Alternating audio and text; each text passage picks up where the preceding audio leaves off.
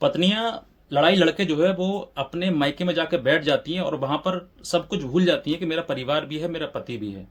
उन महिलाओं की बात कर रहा हूं जो महिलाएं वाकई कहीं ना कहीं अपने मतलब या तो घमंड में है या फिर वो किसी प्रकार से अपने गुरूर में रहती हैं और वो पति को एक आंख भी नहीं बहाती हैं। ऐसी महिलाएं जो है वो अपने मायके जाकर बैठ जाती हैं और मायके जाकर बैठकर वहां पर अपने आराम से जीवन जीती हैं और पति की जीवन खराब कर देती हैं। तो ऐसी परिस्थिति में पति क्या चाहता है कि सर मेरी पत्नी जो है वो मायके चली गई है, अब मैं उसको बुला के लाऊं या ना लाऊं मेरी समझ में नहीं आ रहा, क्योंकि मेरे साथ उसकी बनती नहीं है और अब जो है वो आगे मुकदमे करने की भी धमकी दे रही है। तो सही सर मैं क्या करूं, मेरा जीवन तो बहुत ज्यादा खतरे में है।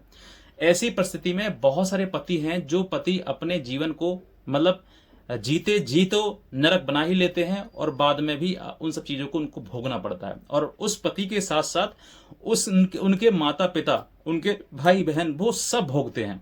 क्योंकि जब दहेज का मुकदमा झूठा उस पति के ऊपर लिखवाया जाता है तो सिर्फ वो पति ही उस झांसे में नहीं आता है, उस जाल में सिर्फ वो पति नहीं फंसता है, पति के साथ जितने भी वो सगे संबंधी हैं जिनसे उनका लिंक है वो सभी लोगों का नाम लिखवा देती है।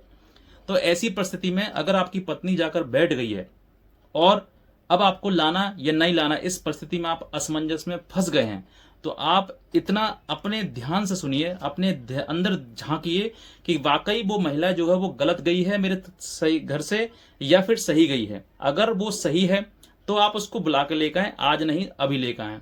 और अगर आप सही हो और वो गलत है तो फिर आप थोड़ा रुक जाइए, समझिए कि वाकई वो इतनी छोटी सी बात पर आज चली गई है, तो कल को अगर कोई बात बड़ी भी हो जाती है तो वो कैसे मेरे साथ में रह पाएगी, कैसे सरवाइव कर पाएगी।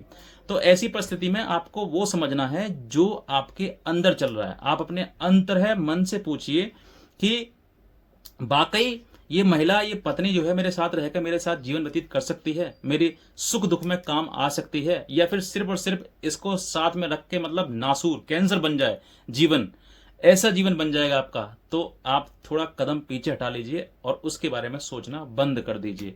ऐसी महिला जिसने जाकर मुकदमे कर दिए हैं वो आपके साथ जीवन यापन कर ही नहीं पाएगी। वो समय रहते हुए आपको वो सब चीजें याद दिला देगी कि देखो तुमने कितनी बड़ी गलती करी मुझे मायके से लाकर। ऐसी परिस्थिति में, ऐसे समय में आपको सिर्फ और सिर्फ कुछ चीजों का विशेष रूप से ध्यान रखना चाहिए जो मैं आपको बताता हूं।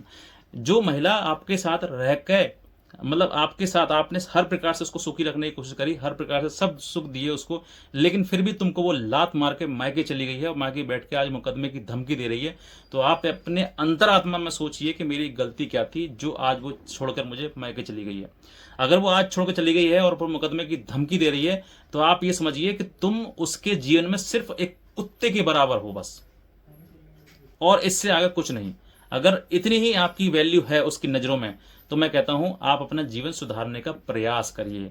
आप अपने जीवन को एक दिशा पर लेकर आइए समय रहते हुए, वरना एक समय ऐसा आएगा कि वो तुम्हारे गले में चेन डाल देगी और तुम उसके सामने दुम हिलाओगे ना, तब भी वो तुम्हें कहीं ना कहीं प्रताड़ित और पीड़ित करेगी। समय बदल रहा है, इतने जो कानून का दुरुपयोग किया जा रहा है महिलाओं के द्वारा, उस कानून का आप ये समझ नहीं सकते हैं कि उन पुरुषों पर क्या पीड़ा होती है जो पुरुष इन सब चीजों में फंसे हुए हैं। वो पुरुष चाहते हैं कि मेरी पत्नी मेरे घर में रहे, पारिवारिक रूप से रहे, माता पिता को देखे, सेवा करे, मेरी भी थोड़ी बहुत जी हुजूरी कर ले, बस इतना चाहते हैं।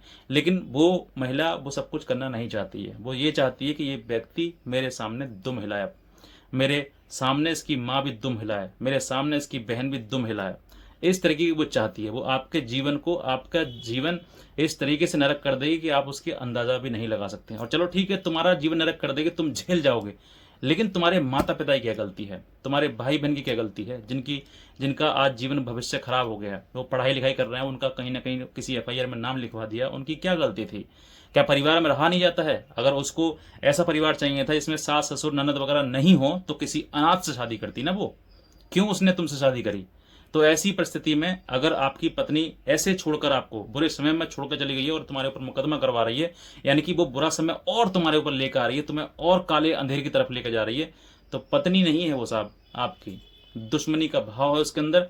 वो कहीं ना कहीं तुम्हारे प्रति दुश्मनी का भाव रखती है और इसी वजह से वो तुमको बर्बाद और तबाह करना चाहती है। मैं किसी एक के लिए नहीं कह रहा हूं, मैं उन्हीं महिलाओं के लिए कह रहा हूं जो झूठा मुकदमा करके पति को प्रताड़ित करते हैं और फिर बाद में एलमनी की बड़ी मांग करती हैं। बड़ी पैसे की रकम की मांग करती हैं कि भाई इतना पैसा दो मुझे। तो ऐसी महिलाओं से आप दूर रहो। जो कानून में होगा वो देख लिया जाएगा, लेकिन समय रहते हुए अपने जीवन को जरूर बदलें। वरना आप समय रहते हुए अगर आपने जीवन नहीं बदला तो मैं कहता हूँ समय निकल जाएगा। आप पैसा रुपया जो भी है सब कुछ कमा लोगे, लेकिन समय नहीं कमा पाओगे। सबसे बड़ी कीमती है आपका जीवन, आपका समय। अगर जीवन आपका चला गया तो समय किसी काम का नहीं, और अगर समय चला गया तो जीवन में आप फिर पछताए होते क्या जब चिड़े चुग गई खेत। तो वो सब चीज़ें आपको समझनी है कि समय रहते हुए आपको निर्णय लेना है, जीवन सही करना है। जो चली गई वो चली गई। अगर उसने मुकदमे कर रही है तो मुकदमे झेलो, मुकदमे में कुछ नहीं है। बस समय रहते हुए आप उन सब चीज़ों को लड़ने की ताकत अपने अंदर, सहनशीलता अपने अंदर रखो। अगर सहनशील आप होगे, ताकत आपके अंदर होगी, तो समय रहते हुए आप अपने आप को संभाल लोगे, सुधार लोगे। लेकिन अगर आपने उन सब चीज़ों को नहीं समझा, नहीं देखा, तो वो फिर आप किसी भी समय रहते हुए मतलब सब चीज़ निकल जाएंगे, तो फिर आप किसी काम के नहीं रह पाओगे।